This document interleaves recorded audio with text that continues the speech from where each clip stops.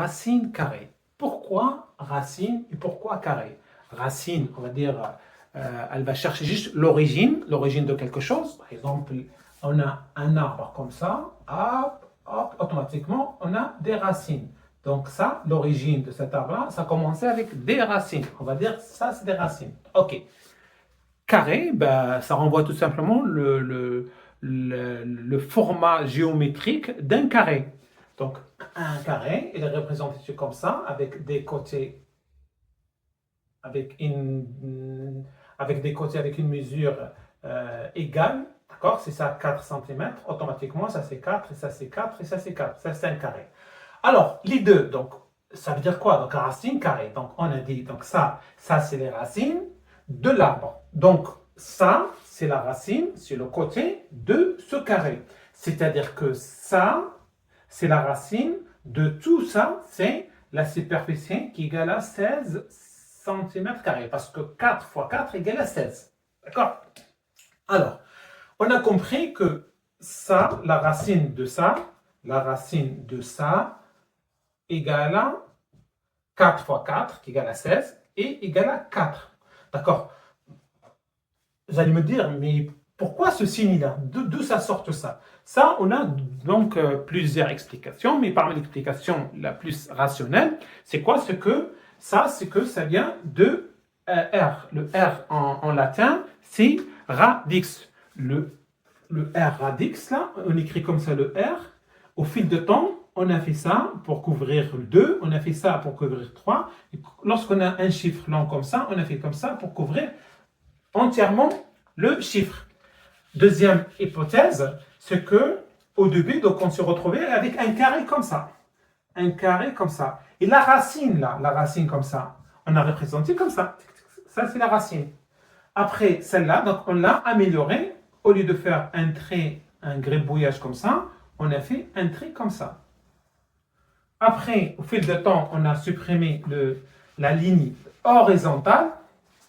Et après, on a supprimé la ligne verticale. Et après, on se retrouvait avec ce symbole-là qui représente la racine carrée d'une valeur x, par exemple. Voilà.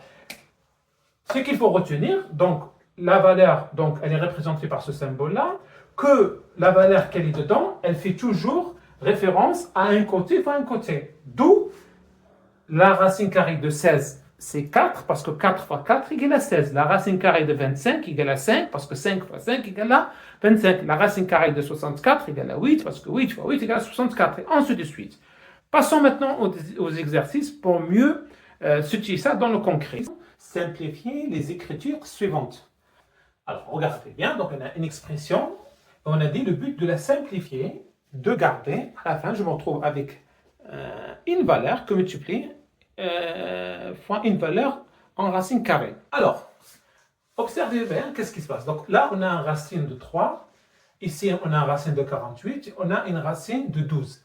Le but, c'est quoi? C'est qu'on va essayer de mettre une valeur ou une racine en facteur.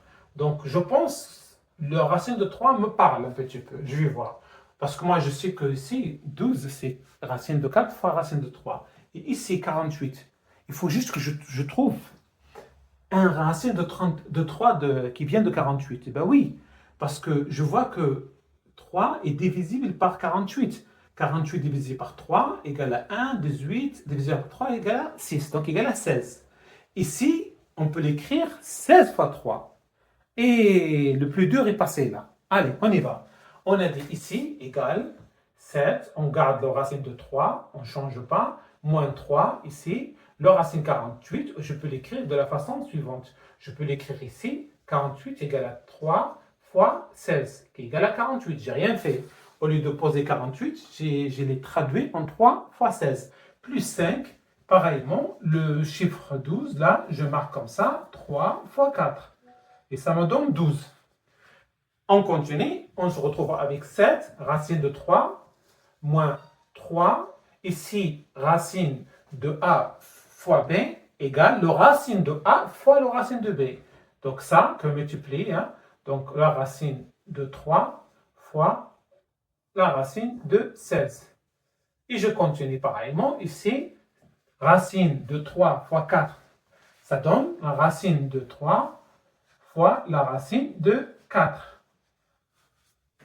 Et l'étape suivante, comme on a fait tout à l'heure, c'est quoi? Qu'on a mis en facteur une racine ou une valeur pour simplifier l'expression. Et là, j'ai la racine de 3, la racine de 3 et la racine de 3. Et je mets tout en facteur. Allez, je mets en facteur la racine de 3. Qu'est-ce qu'il me reste? Eh bien, il me reste le chiffre 7. Ici, qu'est-ce qu'il va me rester? Il va me rester moins 3 fois le racine de 16. Ici, il me reste quoi? 5 multiplié fois racine de 4. Après, le reste, c'est des calculs numériques basiques. C'est-à-dire quoi? J'ai que ici égal, la racine de 3. Ici, j'ai 7, moins 3. Racine de 16 égale à 4. 3 fois 4, j'ai écrit directement. Racine de 16 égale à 4. 4 fois 4 égale à 12. Ici, plus racine de 4 égale à 2. 2 fois 5, 10. Et j'ai qu'à additionner, soustraire tout ça. Puis je saute ici, racine de 3 qui est multipliée. Alors 7 moins 12 égale à moins 5. Moins 5 plus 10 égale à 5. Et le résultat, on peut l'écrire égale à 5 racine de 3. Voilà la réponse. On simplifie l'expression suivante. Mais là, cette fois-ci, tout à l'heure, on avait affaire avec addition, soustraction. Prenons l'exemple avec cette question-là qui demande de simplifier l'expression et en plus qu'elle regroupe des racines carrées d'un côté et de l'autre côté. Qu'est-ce qu'on fait? Là, on voit ça, donc tout simplement, commençons à faire la règle de la distributivité. C'est-à-dire, on a une valeur à gauche multipliée fois une valeur à droite, entre parenthèses, entre guillemets plutôt, on n'a que faire la distributivité. C'est-à-dire, celle-là multiplie fois ça, ça revient à dire ça, je multiplie ça fois ça, et le résultat obtenu, je le rajoute avec ça. Et je fais pareillement pour le deuxième, et on verra après, on va tomber sur la même expression qu'on a trouvée tout à l'heure, et on fait la même pratique qu'on avait ultérieurement. Alors, racine de 2 fois 2, on écrit 2, racine de 2. Racine de 2 fois racine de 2, je reporte le moins, attention, et là, je me retrouve avec racine de 2 que multiplier racine de 2. On a fini la première partie. La deuxième, moins 1 fois 2 égale à moins 2. Moins 1 fois moins fois moins égale à plus. Donc ça, je mets plus. 1 fois racine de 2, je me retrouve avec racine de 2. Voilà. Et là, j'enlève les parenthèses, ils seront inutiles. Donc là, je garde l'expression A, je reporte le A égale. Et on continue. 2 que multiplié par la racine de 2, pour l'instant, je ne la touche pas. Ça reste comme ça. Moins racine de 2 fois racine de 2, combien égale?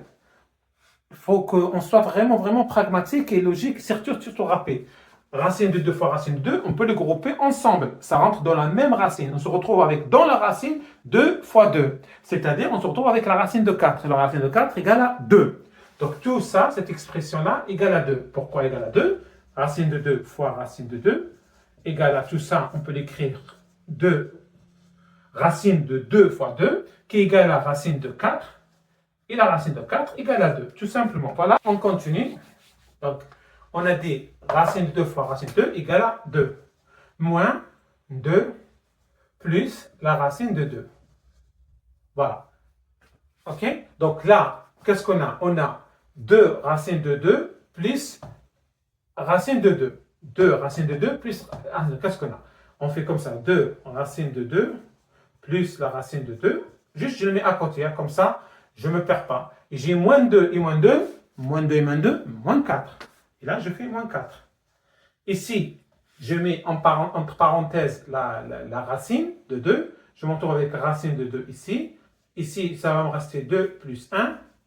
Et le tout, moins 4. Après, je fais racine de 2. 2 plus 1 égale à 3. Donc, je me retrouve avec 3 racine de 2.